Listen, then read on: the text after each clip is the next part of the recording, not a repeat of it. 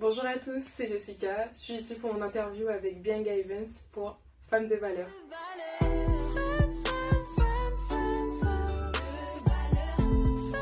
m'appelle Jessica, j'ai 22 ans. Je suis originaire de la Guadeloupe et je fais actuellement mes études à Paris, à l'école des Beaux-Arts de Paris, à Paris-Malaquais, où je suis enseignée pour être architecte. Je suis bientôt diplômée en juin prochain, 2026, je l'espère. Et voilà, aujourd'hui je suis là pour vous parler d'une maladie qui me touche particulièrement, qui est l'endométriose.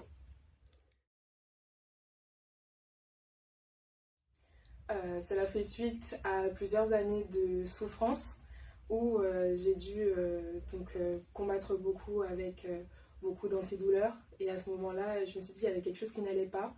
Euh, Tout le monde, tous les médecins que je rencontrais me disaient que c'était quelque chose de normal, que je n'avais pas encore eu une période de stabilisation de mes règles, que c'est pour ça que j'avais mal et que ça finira pas se stabiliser et disparaître. Voilà, mais quand j'ai eu 19 ans, j'ai décidé donc d'aller prendre rendez-vous chez un gynécologue qui m'a prescrit une radio et un scanner qui a finalement révélé que j'étais atteinte d'une endométriose de stade 1. Les symptômes, c'est principalement donc, pendant les règles, principalement des caillots de sang qui se forment au niveau de l'utérus et voilà beaucoup de douleurs, de crampes, beaucoup de vomissements. On s'évanouit souvent. On a du mal aussi à supporter vraiment la douleur, donc c'est pour ça que moi aussi dans mes grosses phases de crise de douleur je suis quasiment tout le temps sous morphine pour ne rien sentir parce que c'est assez puissant et même le corps nous envoie des signes pour nous dire j'en peux plus et finalement on finit par lâcher et voilà.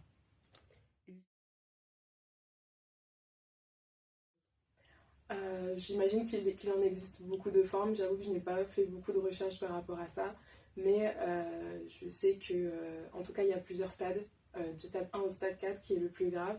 Moi, je ne suis qu'au stade 1, mais j'ai une amie donc, du coup, qui est concernée par le stade 4 et vraiment, c'est hospitalisation sous hospitalisation à chaque fois. C'est beaucoup d'analyses de santé, d'aller-retour à l'hôpital et beaucoup de fois où on lui dit aussi si elle veut faire des enfants, c'est maintenant, beaucoup plus tôt, puisque l'endométriose finit par s'aggraver et en tout cas aboutir à presque une infertilité pas totale. C'est toujours possible d'avoir des enfants, mais c'est très dur en tout cas de pouvoir en avoir en tout cas à ce stade 4. Voilà.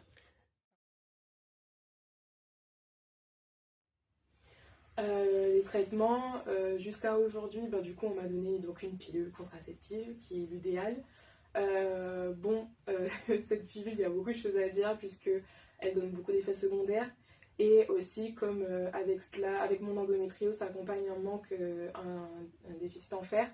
Voilà, donc comme mon corps, en fait, déjà, même pendant mes règles, je perds beaucoup de fer avec beaucoup de sang. J'ai un très fort flux. Donc, ce qui fait que mes taux de fer sont à zéro. Techniquement, c'est pas censé être normal pour un humain normalement constitué. Donc, ce qui fait que, donc voilà, que ce soit hors de mes règles ou en même temps que mes règles, ce taux de fer est presque égal à zéro. Donc, j'ai des compléments qui vont avec. Mais c'est vrai que depuis ces 2 derniers mois, mon corps en fait rejette justement ce fer avec beaucoup de vomissements et en fait ça me rend malade. Et en fait c'est comme si mon corps en fait combattait le fer comme un corps étranger et rejetait tout ça. Donc voilà, prochaine étape c'est les médecins, hôpital et voir s'il y a un autre traitement qui peut m'aller puisque jusque là ça ne fonctionne pas. Voilà.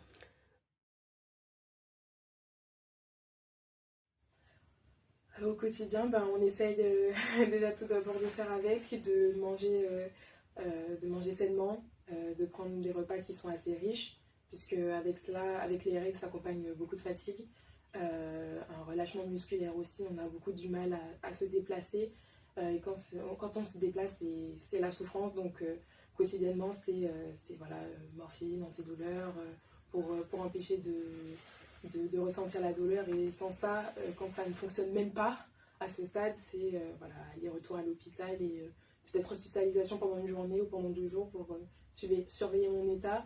Et après, retour à la maison voilà, pour essayer de se reposer un maximum et permettre au corps aussi de pouvoir se reposer, puisque c'est assez compliqué pour lui de pouvoir gérer ça, que ce soit physiquement ou même mentalement, parce que c'est dans ces moments-là il y a beaucoup de choses qui tournent dans notre tête et faut combattre aussi le cerveau aussi par rapport à ça. En fait, depuis que j'ai été diagnostiquée en novembre 2023 maintenant, j'ai essayé de créer un journal documenté sur Instagram où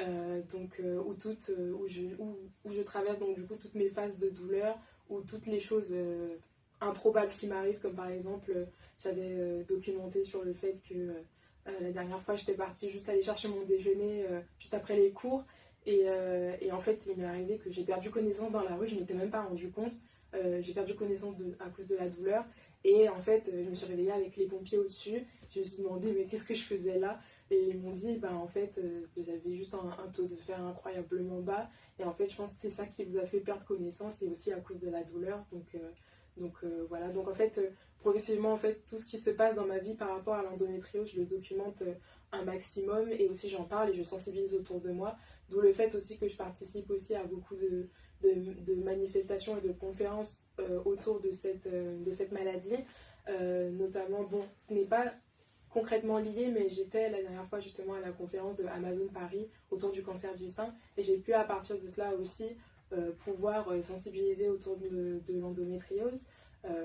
Parce que bon, le cancer du sein est aussi lié à ça, enfin tout ce qui se rapporte à la femme aussi, à la chair de la femme aussi, est concrètement lié.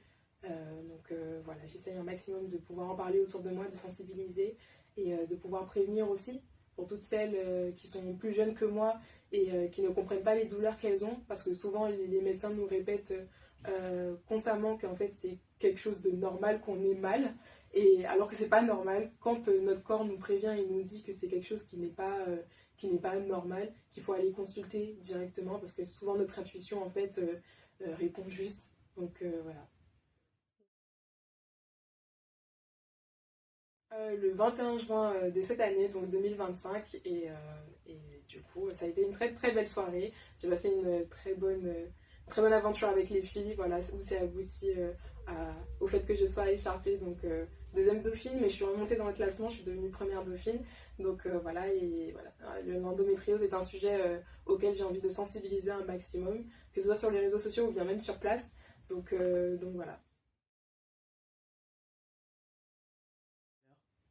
Mes valeurs, c'est en tout cas la positivité. J'essaye un maximum de sourire au quotidien. Je sais que pour les femmes qui sont touchées par cette maladie, c'est assez compliqué, en tout cas psychologiquement. C'est souvent en fait pendant ces phases-là où la douleur parle beaucoup et on a du mal à faire abstraction à ça. Et en fait, on a souvent cette envie de souhaiter que tout s'arrête. Ça m'est déjà arrivé parce que ce n'est pas normal de souffrir autant. Et c'est vrai que j'aimerais dire à ces femmes-là de toujours rester positive, toujours écouter son corps, rester à l'écoute. Et à chaque fois qu'il y a quelque chose que vous sentez qui ne va pas, n'hésitez pas à consulter les urgences ou à vous y rendre directement. Parce qu'il suffit que vous ne fassiez pas cette chose à l'instant T et ça peut même vous coûter la vie, hein. Voilà, petite anecdote que je peux raconter.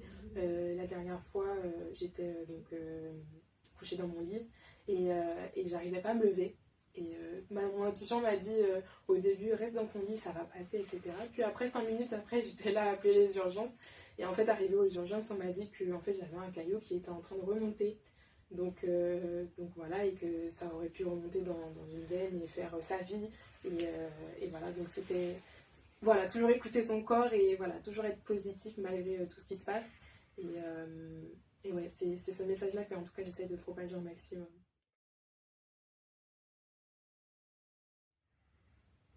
Pas souper pied bois qui pas capoter. C'est un dicton qui est en créole. Ça veut dire ne secouez pas l'arbre qui ne porte pas. Euh, et en gros, ça veut dire en fait comment dire, ce qui nous appartient en tant que personne. euh, Quand on a une lumière, aucune personne ne peut le prendre. Et, et en tout cas, une personne qui n'a pas cette lumière ou bien qui n'a pas cette force, en tout cas pour combattre, personne n'ira la voir, puisque évidemment, elle n'a rien à apporter aux autres, alors que celle qui porte la lumière et celle qui porte toutes ces valeurs-là, on va essayer de lui prendre, ou bien elle va être plus sollicitée, en tout cas dans cette démarche de montrer l'amour, de montrer cette envie de pouvoir se battre en fait au quotidien. Donc voilà, c'est ce dicton-là en tout cas qui me porte depuis très longtemps en tout cas.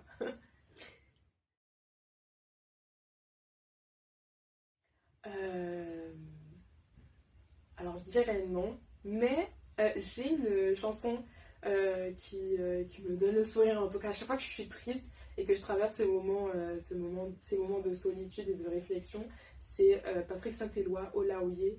Et franchement, cette chanson, à chaque fois que je la mets, c'est un pur bonheur. Ça me remet le sourire à chaque fois que je suis triste ou bien que je me sens pas bien ou bien que la douleur parle le plus. Et quand j'essaie d'étouffer cette douleur, c'est cette chanson qui me vient en premier. Puis je l'écoute en boucle.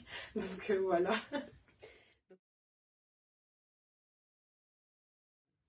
De ne pas lâcher, de continuer à combattre cette maladie, puisque à ce jour, on est en 2025 et bientôt en 2026. La science avance très vite.